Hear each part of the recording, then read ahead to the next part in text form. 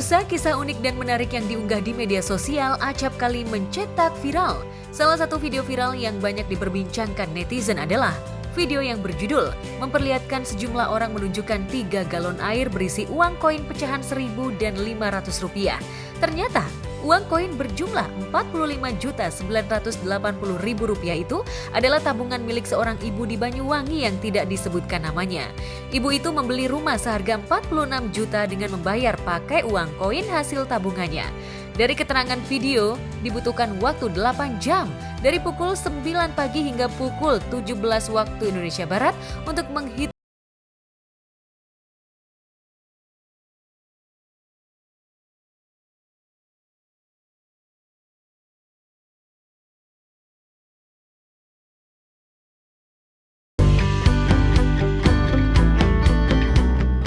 dengan uang Rp45.980.000 yang merupakan hasil tabungannya selama 3 tahun, si ibu hanya membutuhkan uang Rp20.000 untuk membayar rumah seharga Rp46 juta.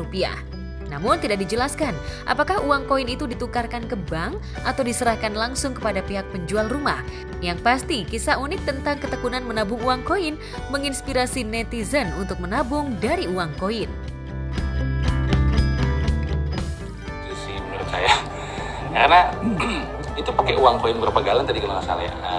Jadi itu sebenarnya ribet adalah waktu bayarnya kali ya. Apakah pengelola rumah itu mau menerima uang koin itu atau enggak?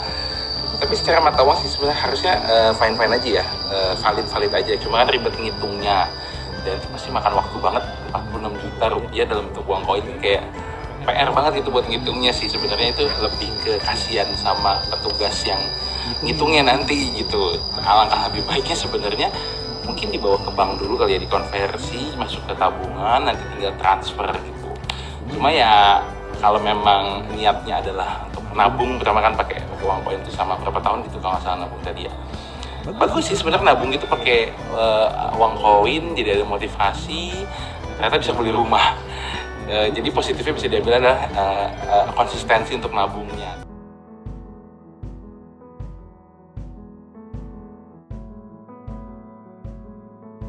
Tanggal 9 Mei mendatang genap 30 hari komika Babe Cabita meninggalkan dunia fana. Meski rasa kehilangan seolah tak pernah hilang, Zulfati Indraloka, istri almarhum berusaha move on demi masa depan anak-anaknya. Itu sebabnya saat tanah makam Babe Cabita masih merah basah, Fati sudah aktif meneruskan bisnis kuliner yang diretas sang suami tercinta. Jumat lalu, Fati bersama 2 sahabat almarhum, Marshall Widianto dan King Abdul, hadir membuka cabang resto kuliner dengan menu andalan telur dadar di kawasan Cikarang, Jawa Barat. Meskipun Mas Babe sudah nggak ada, schedule kita opening sudah sampai Januari besok. Ini adalah legacy dari Mas Babe untuk keluarga. Mudah-mudahan dari 15 tidak berhenti 15. Kami menjadi 150, 1.500, sampai bukan 500. Allahumma sholli ala sayyidina Muhammad wa ala sayyidina Muhammad. Mungkin itu saja. Cikarang resmi dibuka. Cabangnya 15, alhamdulillah antusiasnya oke ya, di Cikarang juga. Terus kita berharap semoga dadar tuh selalu beredar di Indonesia sampai luar negeri.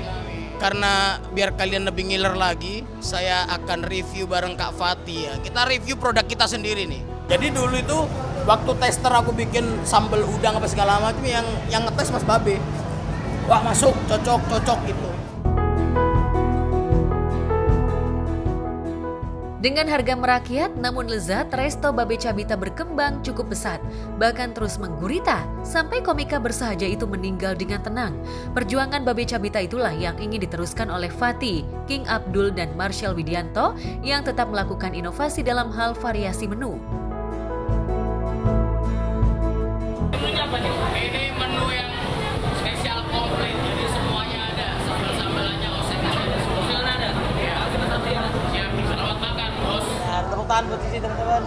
Ya, saya makan dulu sih ya. Siap, makan. Ini telur. Dadar, ini telur ceplok. Ini apa?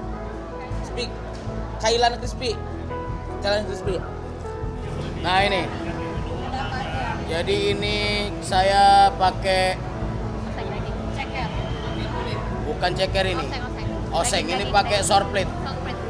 Ini daging sorplit sama jukut goreng ya. Ini kita nggak pakai kangkung. Jukut goreng, nasinya pakai nasi jeruk aromatik sama dadarnya ini bro. Oh ini cumi ya, cumi oseng cumi, terus pakai jukut sama ya ini dia yang paling spesialnya nih. Ini Ya. requestan Mas Babe nih. Siap. Dan daun jeruk, masih daun jeruk favorit. Paling rekomendasi kalau dari saya, yang paling rekomendasi itu juga menjadi salah satu menu yang paling disukai sama Mbak Nagita Slavina itu adalah nasi ayam suwir. Yang original nasi, telur sama sambal itu sama jukut harganya cuma 13.000. Di depan kamera nampak kuat dan tegar, namun Fatty mengakui luka kehilangan yang dirasakannya tidak akan pernah sembuh. Sambil menahan isak tangis, Fatty mengungkapkan rasa yang bergejolak di hatinya. Kalau dibilang kuat, tidak adalah yang kuat ya. Kalau dibilang udah sembuh lukanya, tidak ada. Kayaknya luka kayak gini tuh susah lah sembuhnya. Tapi harus hidup harus berjalan dan aku yakin abang di sana pasti tidak ingin aku berlarut-larut. Abang di sana pasti tidak ingin aku terlalu meratapi. Cuman pasti ada anak-anak yang memang masih butuh aku gitu. Kayak ada anak-anak yang mereka nggak tahu kan, mereka nggak perlu tahu hancurnya aku kayak mana. Yang penting mereka tahu mereka punya ibu yang senyum sama mereka.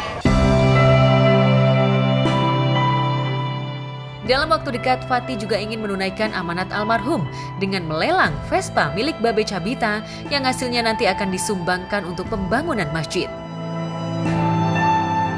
Kalau pesan waktu sebelum sakit parah sih sebenarnya cuman hanya bilang kayaknya dijual aja buat jadi tabungan gitu, karena aku pun tidak bisa pakai mobil off-road itu kan aku tidak bisa pakai.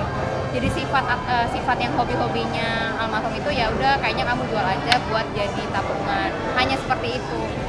Cuman aku berpikiran kemarin itu Vespa ini ya aku jual aja, aku lelang, siapa tahu harganya lebih tinggi ya untuk abang, mungkin itu kado. Semoga bisa diterima dan jadi ya amal lah buat abang, buat bantu abang. Karena apalagi yang bisa aku kasih saat ini, orangnya nggak ada ya, cuma hanya doa dan sedekah untuk almarhum. Ya Vespa sendiri tuh alhamdulillah tuh di bid terakhir 160 ya, itu 160 juta alhamdulillah. Dan nanti kita tunggu sampai tanggal 5 Mei Vespa sendiri, dan itu hasil lelangnya semuanya akan kita bagi dua untuk ke pondok pesantren dan ke masjid. Harapannya semoga itu akan jadi pemberat amal atau apa ya, amal jariah yang akan terus mengalir selama gedung itu orang beribadah, belajar, itu untuk almarhum. Itu mungkin kado terakhir aku.